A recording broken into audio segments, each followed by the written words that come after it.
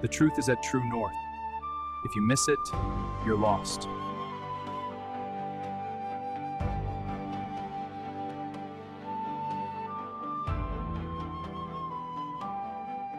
Hello guys, Martin here. One of the things that we really need to understand when we read Bible is the word fulfillment. So many times that word is in the Bible, and if we do not see it right, we miss the revelation and the power of it. Alright, so many people think they know what it means, and mostly it's not right. Fulfillment doesn't mean end. Fulfillment in Bible means the beginning. All right, so I want to explain this to you. Here is the prophets. They spoke. All right. Then in a time when time is full, the manifestation of that word came. So it's start, not end. Jesus is the manifestation of that word. He became flesh. He is the living word. He is the living word of the written word. All right. So it's the beginning. And then in him, everyone that is living after him, that believes in him, are walking in that word that was prophesied. The words of God can never end. The words of God can never stop. The words of God is forever and ever in the heavens. All right. And everyone can work and walk and live in the prophetic word that was given before Jesus' time. There is no fulfillment after Jesus Christ. All right?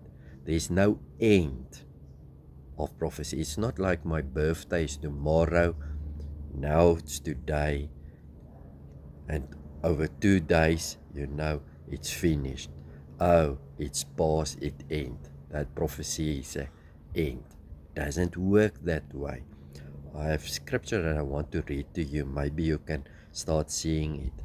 Matthew 5 verse 17. Think not that I have come to destroy the law or the prophets. I am not come to destroy, but to fulfill. That means Jesus is the starting point of what the law said and the prophet said. In him, everything is consumed. It's taken up. It's not away. Think on this. Every time when we read scripture, fulfillment is so important. Sorry about that. Here in Pretoria, South Africa, we have this big bird's eye Adidas. Luke 24 verse 27. And beginning at Moses and all the prophets, Jesus expounded unto them, his disciples, in all the scripture, the things concerning himself.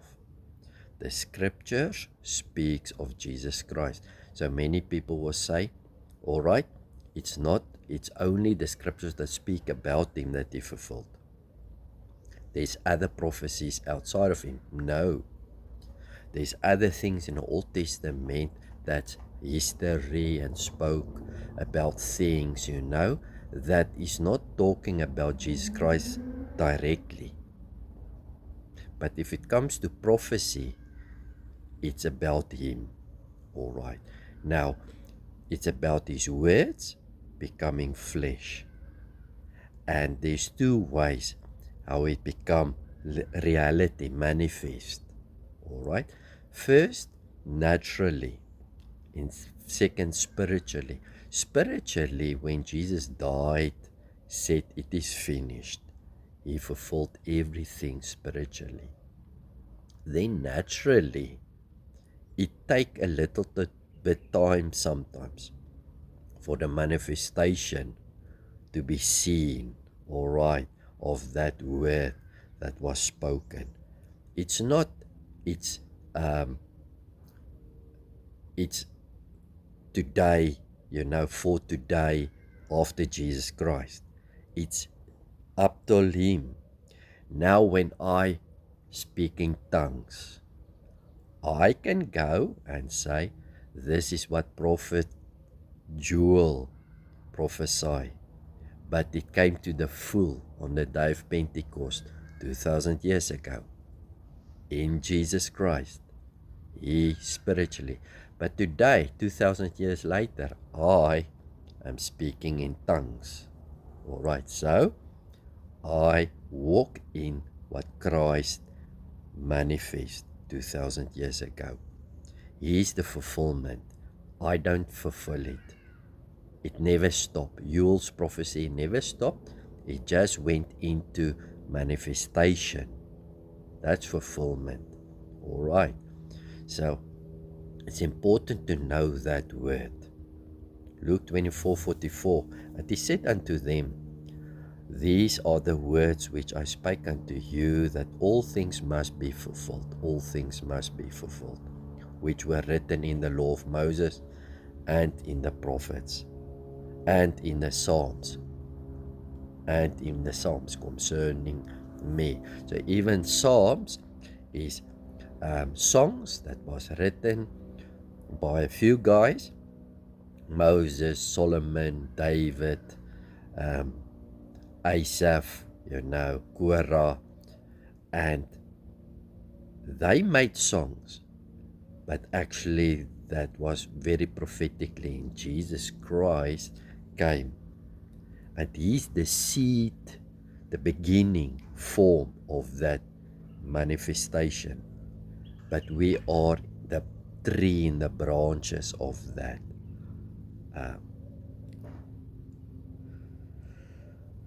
Acts 3 verse 18, but those things which God beforehand showed by the mouth of all his prophets, that Christ should suffer, he hath so fulfilled.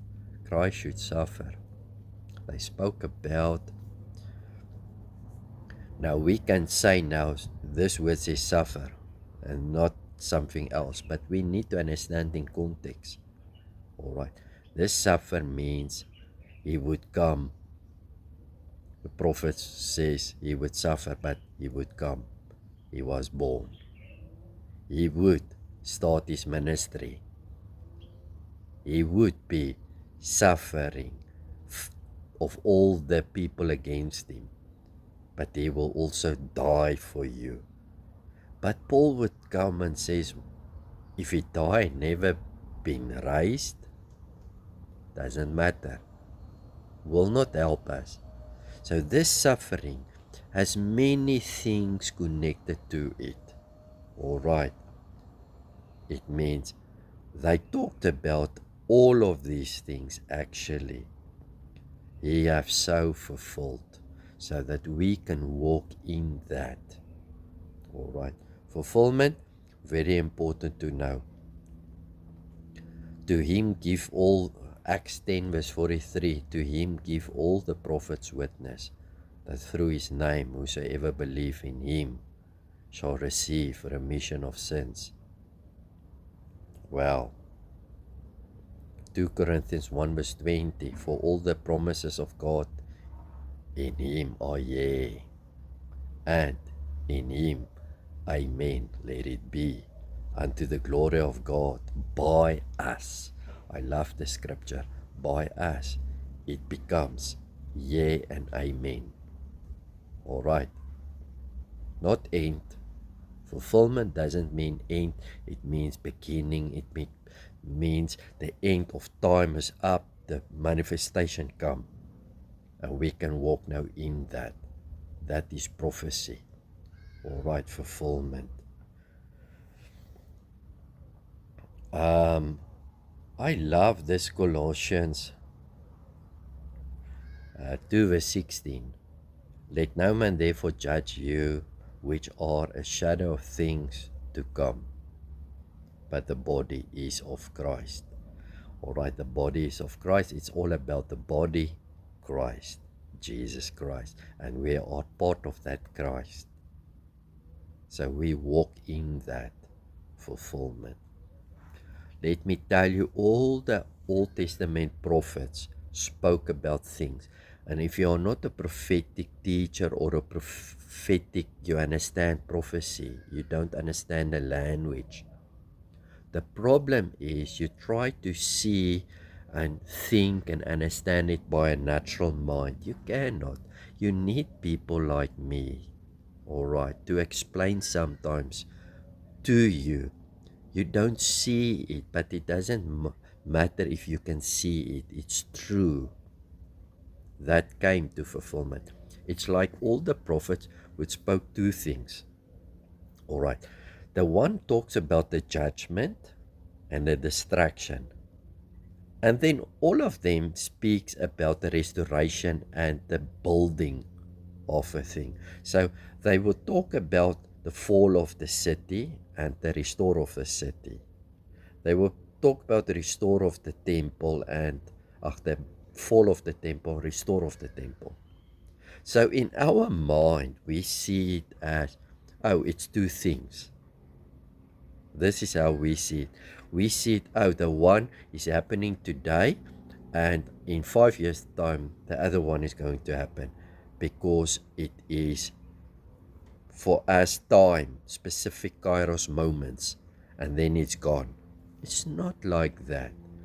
The same moment when God poured out fire upon you, it burned up the sin, it brings destruction to the sin, but it purifies at that same moment. It builds you up. It brings green grass to the front as well. This is how it works. And that's why so many people postpone prophecy. They say, we read Old Testament prophets, oh, this is in our future. It's not in our future. None of it. I can go into scripture to explain to you how one scripture explains the other scripture, and in history how we can see the natural manifestation. But we need to believe that Jesus is the fulfillment of all the prophecies, the beginning of all prophecy, the manifestation, the flesh making of that words that only are words in the spirit. Is the reality is Christ. All right. So, we cannot wait. We must not postpone. The day when Jesus came to me about 25 years ago, and he said to me, my times were wrong, something happened to me. It opened the Bible in a sense of all the time words started to be revealed to me. I read a word, and if it's a time word, like a day is a time word and stuff like that, hour and fulfillment and stuff like that, and it's time words. Everything was revealed to me so that I can understand the reality and the real thing, because Jesus Christ said to me, you are waiting for scriptures to be fulfilled, and that's why you cannot walk in it. Because I was fasting and pray, asking God, why, I need this. And so many scriptures in the New Testament and Old Testament I've put in the future. So all of the people that lived for 2,000 years never could have got it, because it's not for us, it's for someone in the future.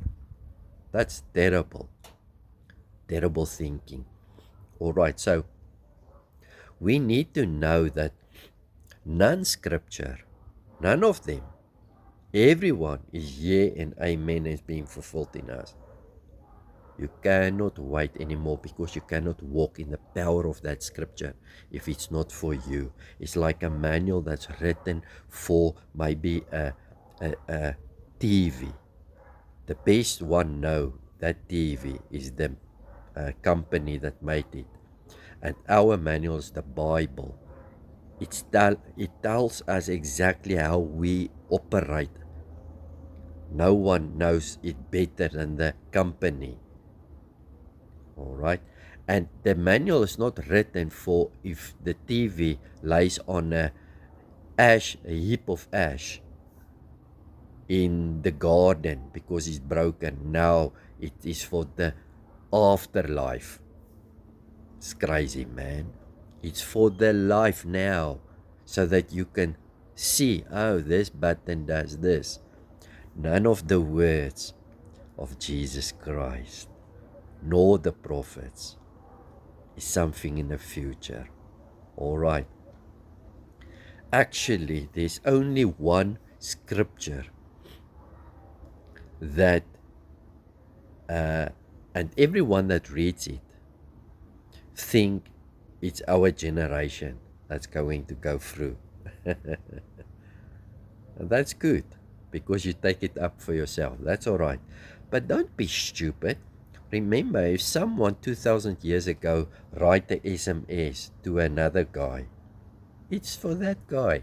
Now, 2,000 years later, we are reading that SMS, a message to that guy. You must not be stupid. Paul is writing to Timothy, I'm going to take you for an ice cream. Now, 2,000 years ago, I'm so happy, Paul, when I read this, I'm going to get the ice cream. Hey, man, this is how we read scripture. It's simple. All right. Don't do that. Don't postpone it. See things in context. Understand who wrote what, to whom, what time. Is this not really a mentioning of something first mentioned? All right, so a New Testament scripture, say this guy, was sometimes write in the New Testament something that the Old Testament guy said. And now he's mentioning, this guy talks about something to come. So now he says something that this guy said will come. So he will use the words, he did not say you will say it's something that's going to come. All right. He would say the prophecy. But you need to know scripture to know it was Joel that also said that. Now we read it's something to come. So we read it here, 2,000 years further, and read the word it's to come. But we don't understand that this guy mentioned that guy, and that guy prophecy was fulfilled in Christ, and this guy after Christ is mentioning the first guy's message, and Jesus fulfilled it, and we are reading it actually for us in the future. Listen, people, that is an error that I see so many millions and millions of teachers and people, Bible scholars, theologians, prophets, are speaking as if it's truth, and it's not. Jesus Christ is the fulfillment of everything. All right. So the one scripture that are actually the only thing that you cannot take for you now about Jesus Christ is when Jesus Christ will come physically again. All right. So many don't believe that. They believe, where will he come? How will he come? But he will not come to Israel or South Africa or like that. That's why we will meet him in the atmosphere when he come with our loved ones who died with him. He will bring them with him. That is the only event that you can wait upon. All right. Now, many scriptures help me. I'm helping you. Many scriptures in the Bible talks about the word coming. All right. But none of them are the same. Sometimes you will use different, I talked in my book about the different words that they will use for coming, because it has another surface and shadow and something that it needs to say. So they will use words like revealing or revelation or manifestation or coming. All right, different words. All of them means coming in a sense. We read it as one thing, and it's not. All right, and that's why we don't understand this. That there's many comings, different forms and levels of coming. All right, but we need to understand that Jesus Christ fulfilled the coming of the prophets and the law, and now we can have any scripture to walk in it, and that can come to us or be revealed to us or manifest, all right, or whatever word we want to use, so that we can walk in the power of it. And then we are waiting only on Lord Jesus Christ. When will you come? We will meet you. All right, and so shall we be with the Lord forever. It doesn't say where, but we will be with the Lord forever. And as we are with the Lord forever, everything on earth will be consumed by heaven. All right, swallow up by life. Paul would speak about this world is longing to be set free. And the sons of God will help Jesus Christ to set this world free. How? Time frame? We don't know always exactly how things, all right, but fulfillment is the beginning. It's not the end. May this bless you in Jesus' mighty name. Amen.